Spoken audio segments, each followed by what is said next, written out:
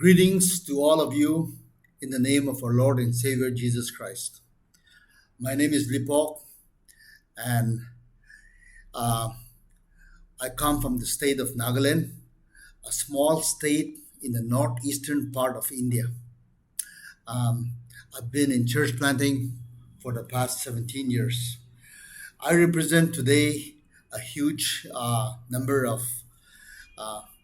leaders who have come together to agree on the Matthew 24, verse 14 vision.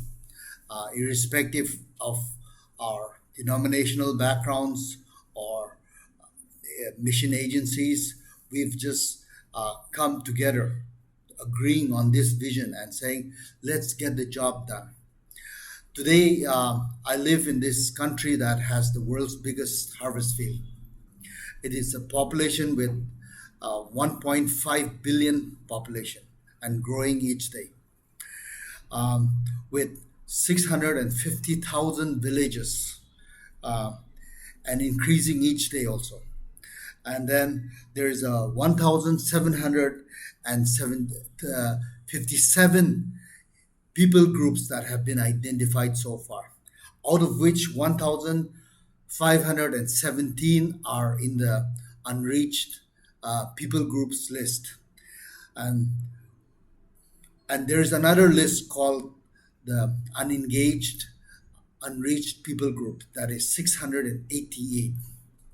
So, with the overwhelming task ahead of us, we as the 2414 family India chapter has agreed that, and we have prayerfully agreed that we would finish this task of getting the gospel to every people group. There would be no more unengaged people groups by 2025 December 31st.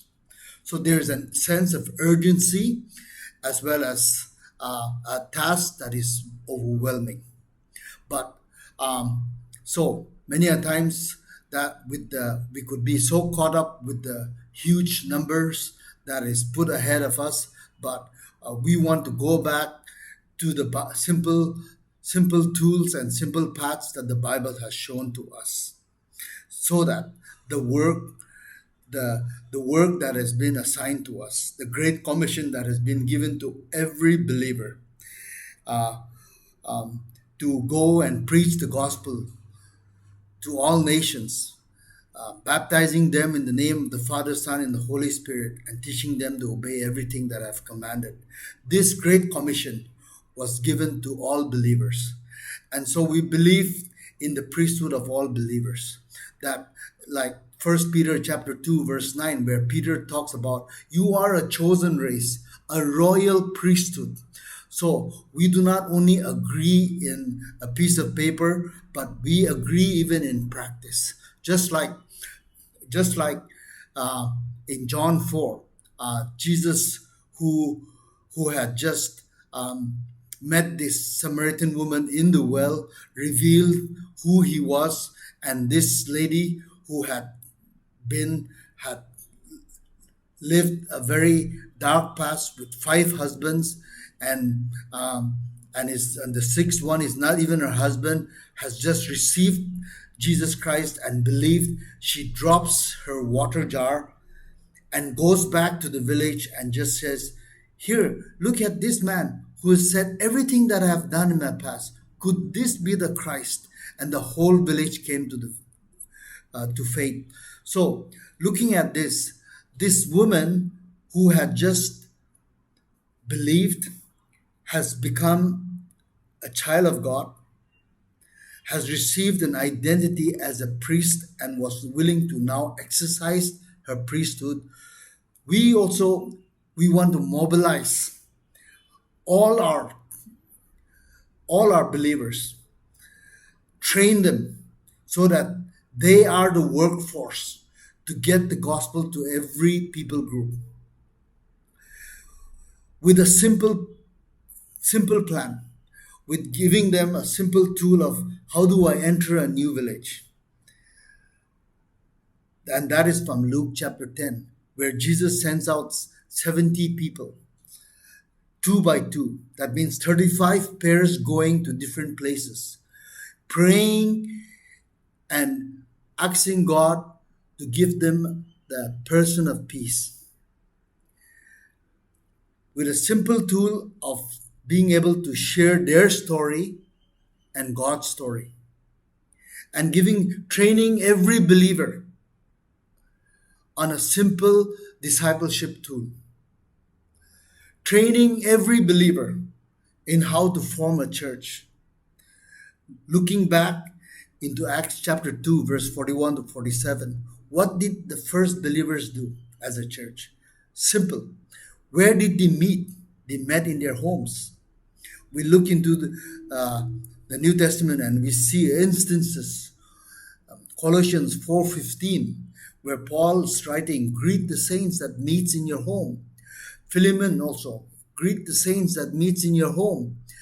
We read that even in Romans 15, Romans chapter 16, 1 Corinthians 16, where believers were meeting in their homes. And so the place of gathering also would be in their homes.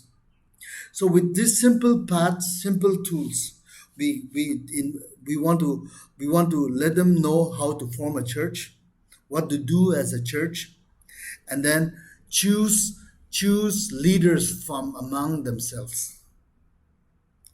So with a simple 5 plan: entry, gospel, discipleship, church formation, and leadership development tool, we would like to mobilize all believers and send them out into the harvest field. If every believer begins to take ownership of the gospel and be able to share their story and God's story and make a list of their friends and relatives that they know, we're going to hit a lot of these people groups that have never heard the gospel.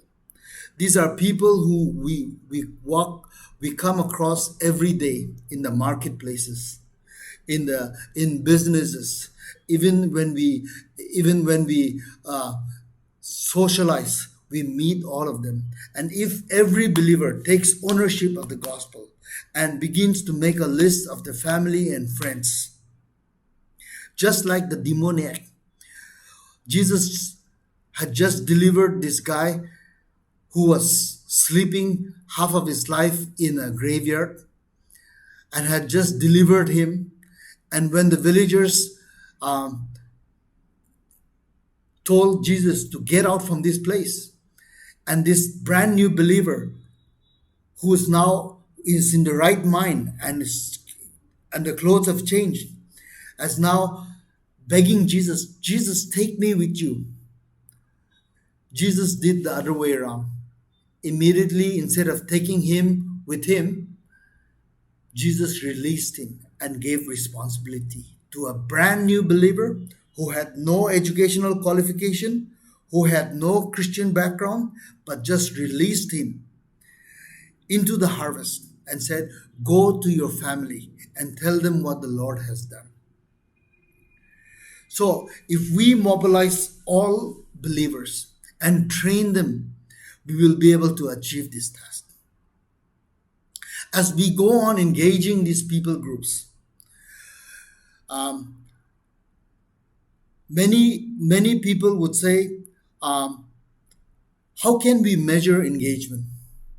We, as the 2414 family in India, we've said we want to measure engagement only when we see fourth generation church being planted, where the churches that have been started by an outsider is now being led by an insider, a local, who's now seeing churches planting another churches. That means there's local sending.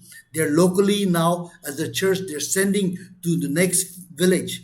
And now they're seeing 4 generations of churches being planted. When we see 4th generation, there is that it shows that the churches are now able to sustain itself, that there is a local ownership, there's a local leadership in play that is now taking the gospel by themselves.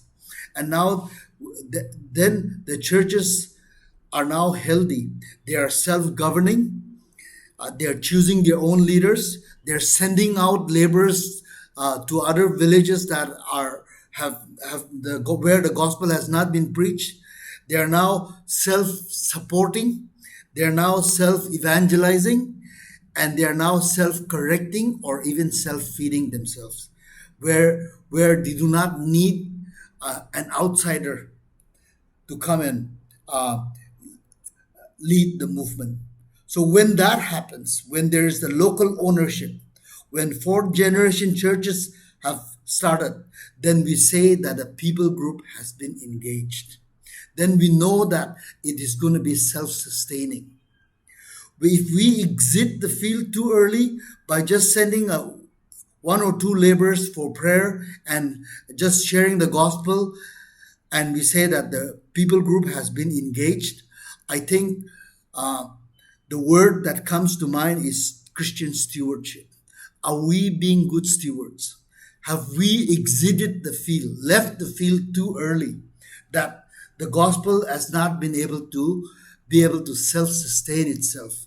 And once we leave the field too early, we could fall into the danger of leaving some people groups behind, taking it for granted that they have been already been reached just because we have sent one or two laborers, but we have not really measured according to the CPM practices of fourth generation churches where it is self-sustaining. So we do not want to do that. We want to be good stewards. These people groups, we want to see in heaven, meet these people groups where in Revelation 7:9, where it says, and people groups of different languages come together to worship Jesus Christ. And so we do not want to leave any people group behind. And so, as a request from the 2414 India family, we request all the viewers to pray for the Indian church, that we would take ownership of this gospel and be able to finish this task. Remember, there is an urgency of a timeline where we have said 2025, December 31st. So please join us in prayer that we would mobilize and train every believer to get the gospel to these unengaged, unreached people groups, and that we would be good stewards with it, that we would not leave the field too early and leave the task unfinished.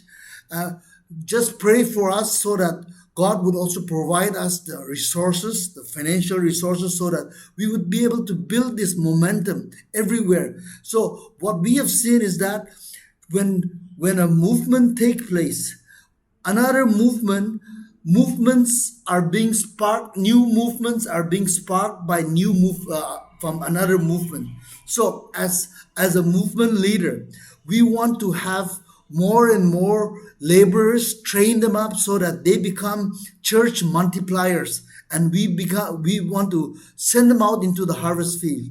And so please join us in prayer for this overwhelming task, and for the urgency, and for the Indian church to keep up this unity that we have in such a time as this, that we have such a unity to agree on the Matthew 24 verse 14 vision and saying, let's come together and get the job done.